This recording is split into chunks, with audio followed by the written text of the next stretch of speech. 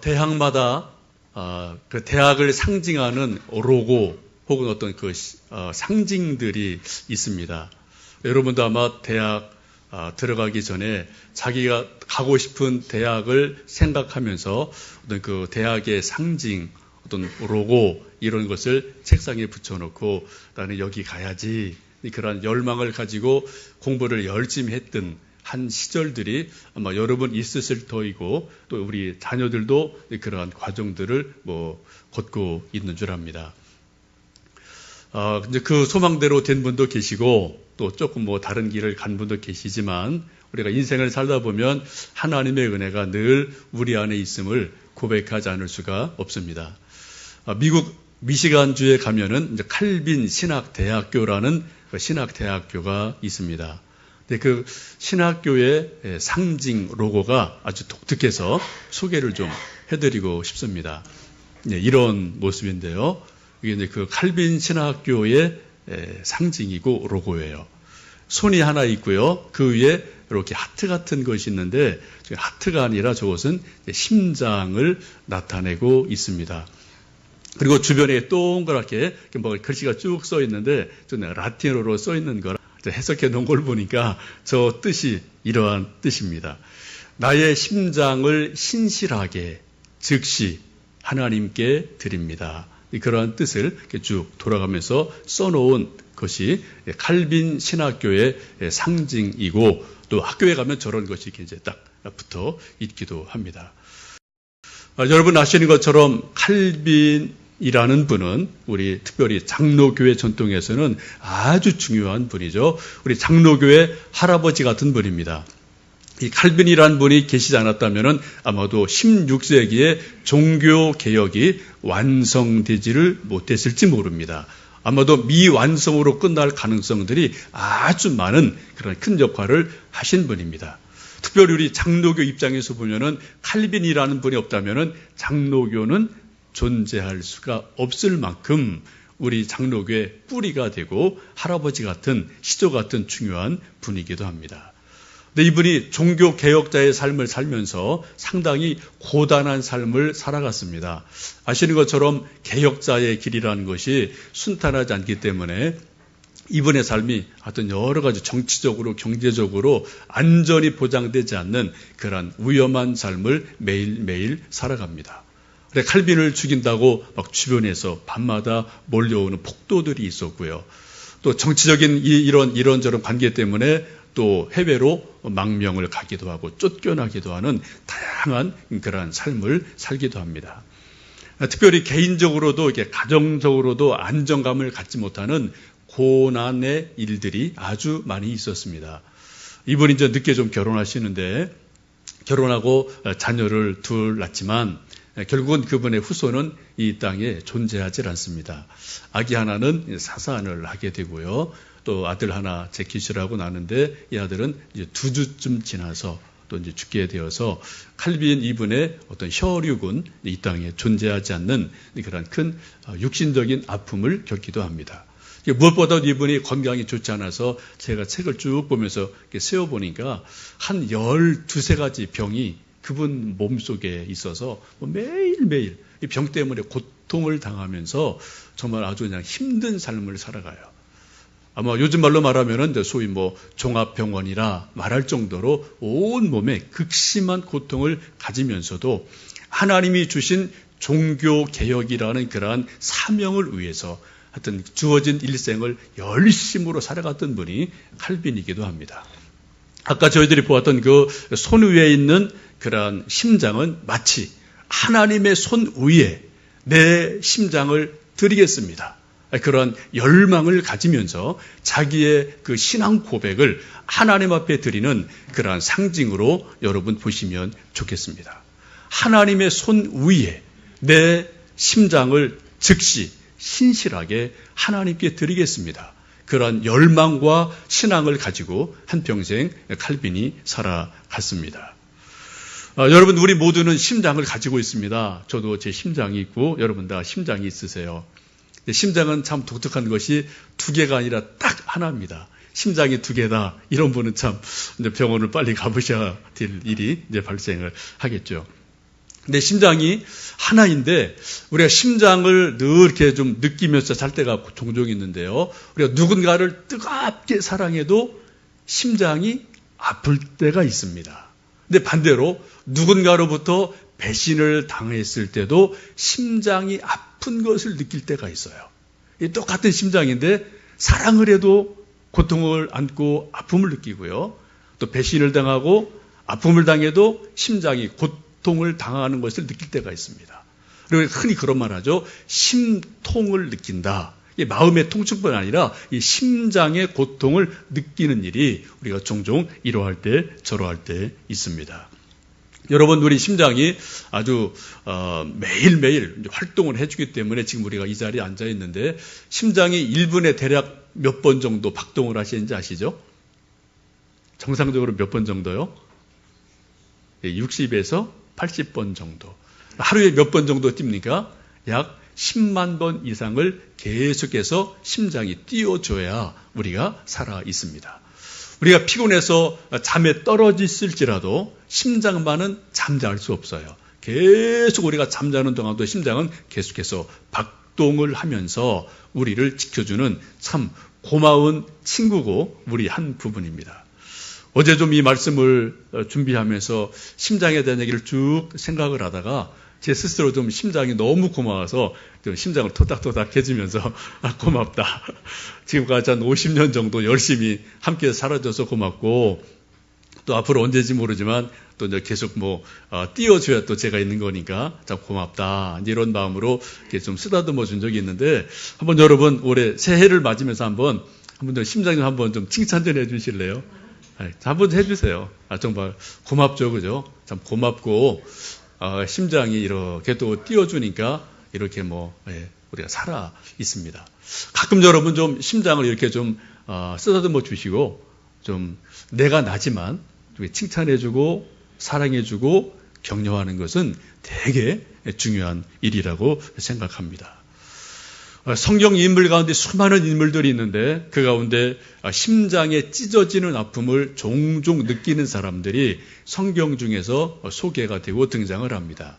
아마 그런 분 중에 한 분이 있다면 다윗인 줄로 압니다. 오늘 함께 읽으신 시편 63편의 표제를 보시면 그렇게 되어 있습니다.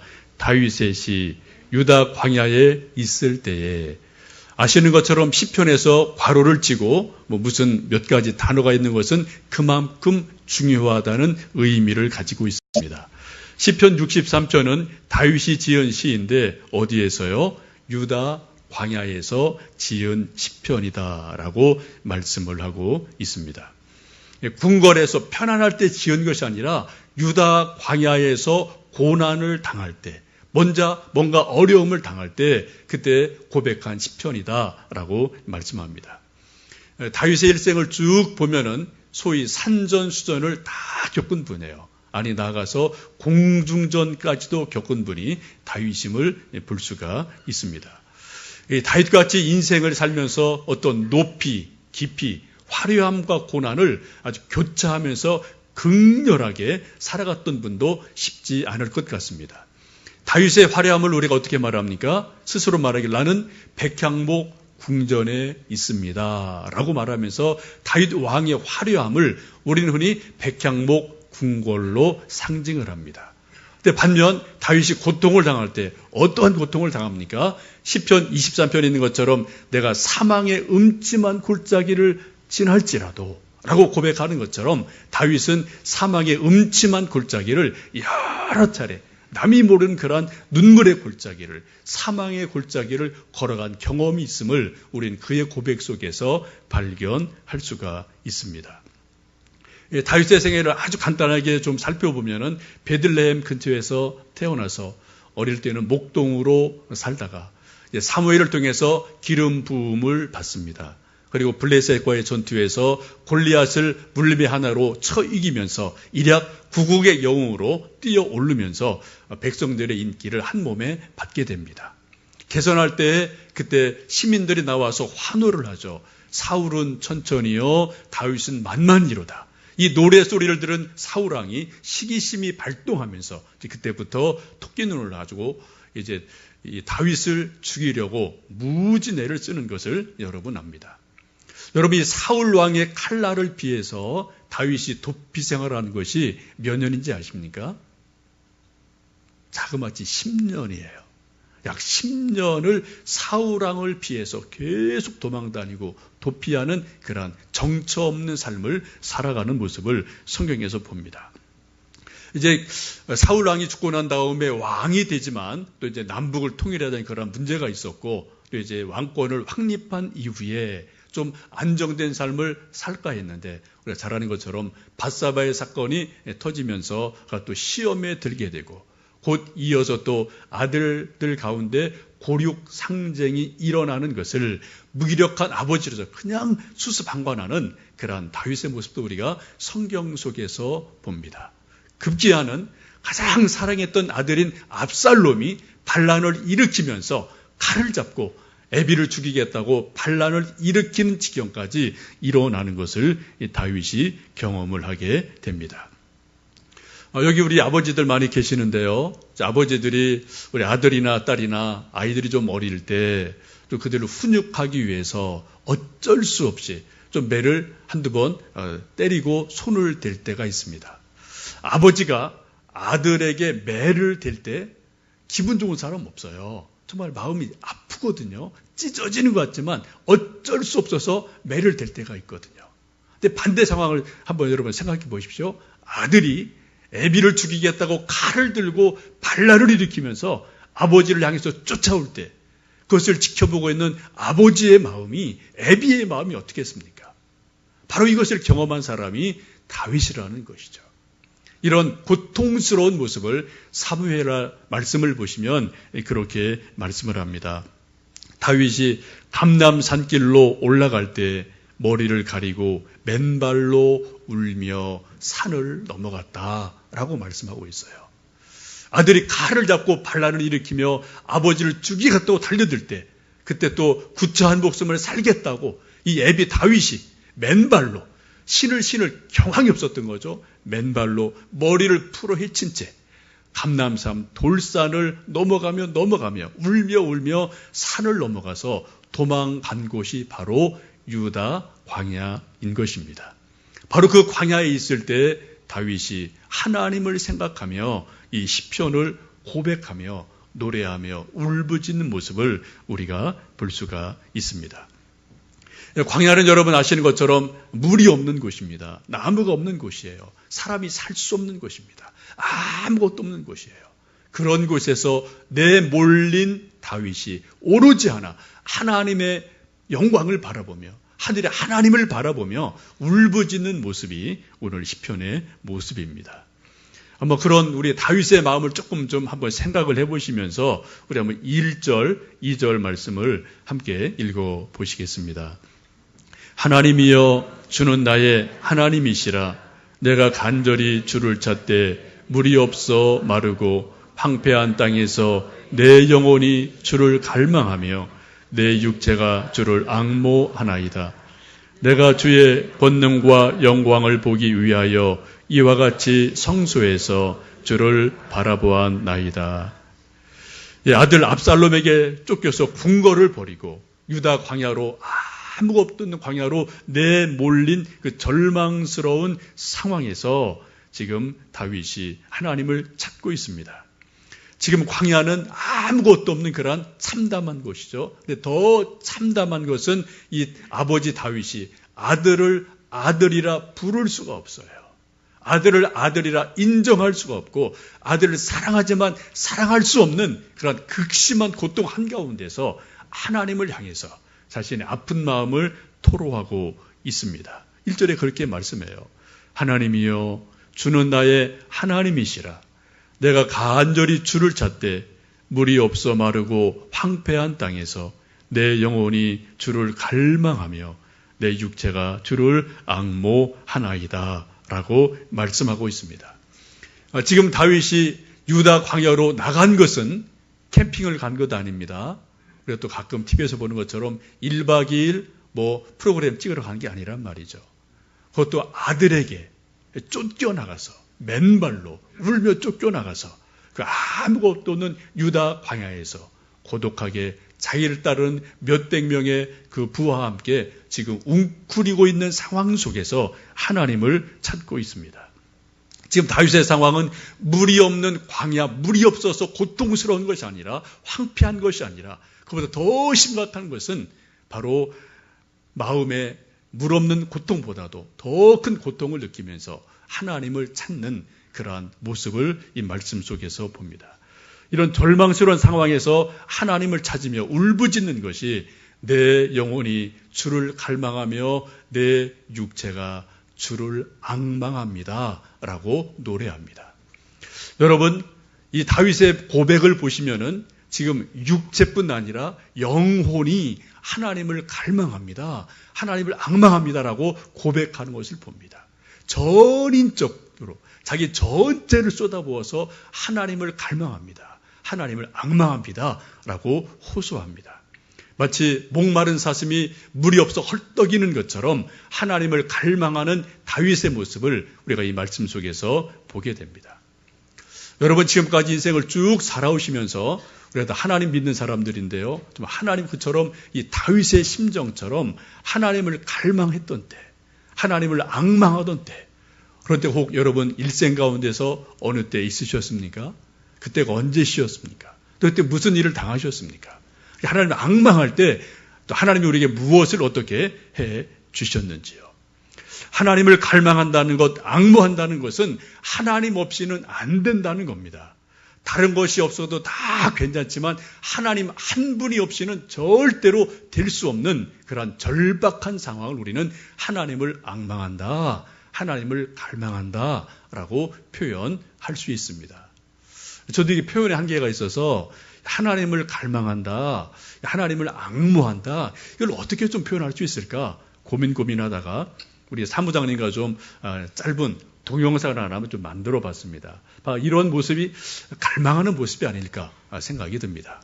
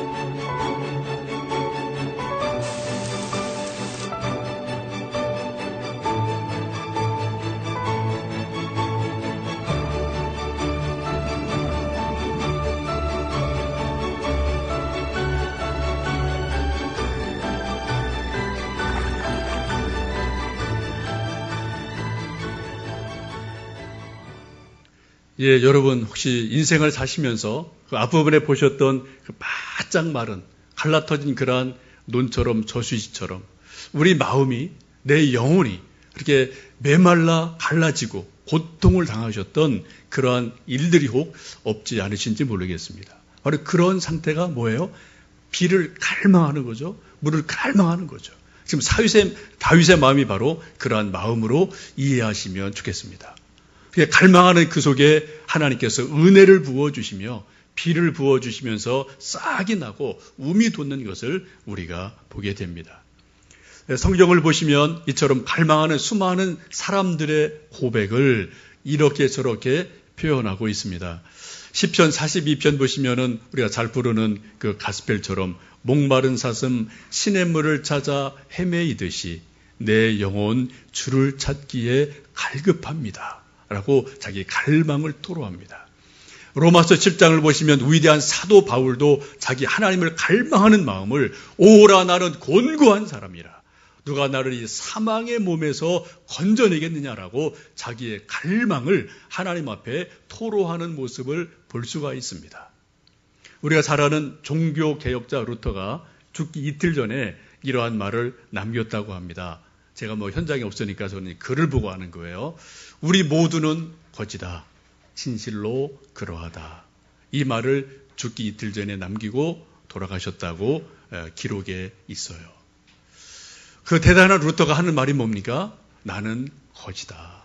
우리 모든 인간은 하나님 앞에 거지다. 진실로 그러하다. 이 말이 뭘까요? 하나님의 은혜 없이는, 하나님의 도와주심 없이는 우리 어떤 인간도 이 땅에서 제대로 살아갈 수가 없다. 우리는 하나님의 은혜를 갈망하는 영적인 거지다. 영적인 거린이다. 라는 것을 고백하면서 그 위대한 루터도 한평생의 삶을 마감하는 것을 볼 수가 있습니다. 다윗은 지금 하나님을 갈망하면서 2절에 그렇게 고백합니다. 내가 주의 권능과 영광을 보기 위하여 이와 같이 성소에서 주를 바라보았나이다 라고 토로하고 있습니다. 지금 하나님을 갈망하는 그 다윗이 무엇을 보기 원합니까? 하나님의 영광을 보고 싶다라고 고백하고 있습니다. 우리 여러분 한 가지 잘 생각하실 것은, 우리 하나님을 갈망한다는 것은 내가 행복해지기 위해서 하나님을 갈망하는 게 아니라는 겁니다. 내가 이 세상에서 성공하기 위해서 하나님을 갈망하는 게 아니라는 겁니다. 내가 원하는 A를 얻고 B를 성취하기 위해서 하나님을 갈망하는 게 아니라는 겁니다.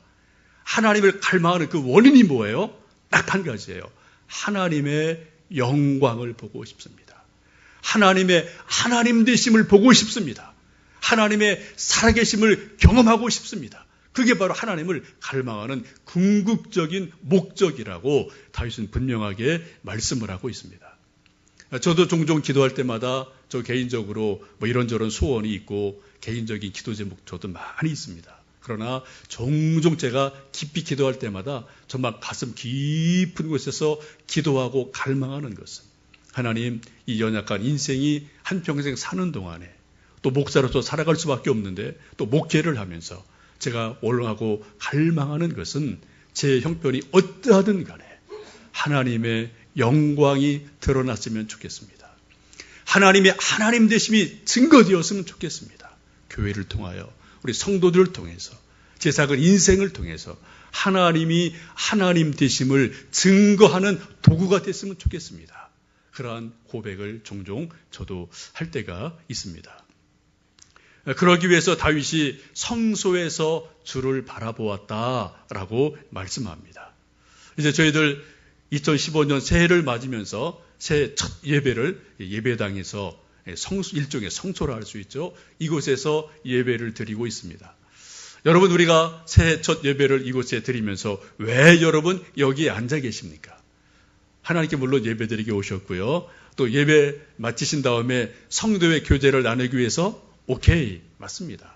또 여러분 예배 마친 다음에 맛있는 떡국과 또 만둣국을 드시기 위해서 맞습니다. 그것도 우리가 교회 오는 한 자그마한 이유일 수 있어요.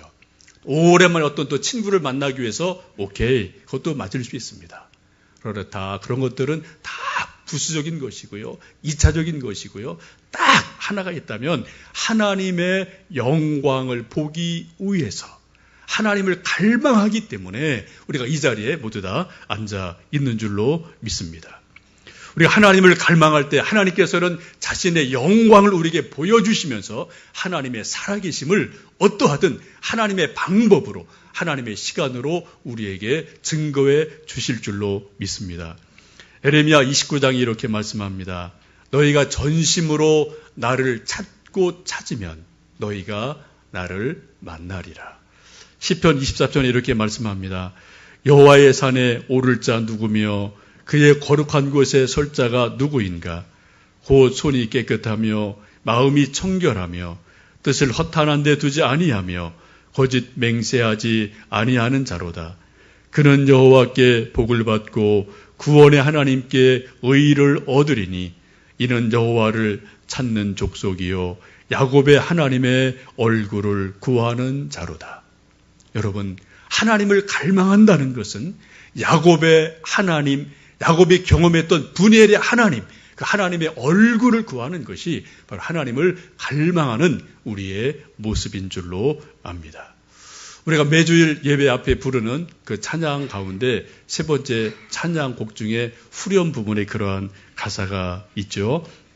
주의 영광 여기 임하사 열방 향에 그 빛 비추소서. 주의 얼굴 구할 때 그의 향기 머무소서. 바로 이것이 하나님을 갈망하는 가장 좋은 우리의 마음이고 우리의 고백인 줄 압니다.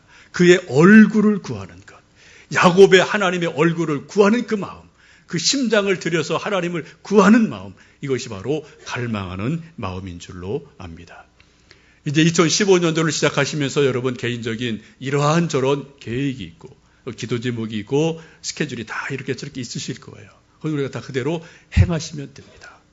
그 무엇보다도 우리가 가장 근본적으로 하나님을 바라보며 믿음 생활하며 가져야 될 것은 바로 하나님을 갈망하는 것, 하나님의 영광을 구하는 것, 하나님의 얼굴을 구하는, 앙모하는 마음, 갈망하는 마음, 그 마음이 우리에게 있을 때 우리의 소원을 보시며 하나님이 우리를 통해서 하나님 영광 드러내실 줄로 믿습니다. 무엇보다도 하나님을 갈망하시는 한 해, 하나님을 앙모하는 한 해, 하나님의 얼굴을 사모하는 한 해가 되실 수 있기를 간절히 축원합니다. 기도하겠습니다.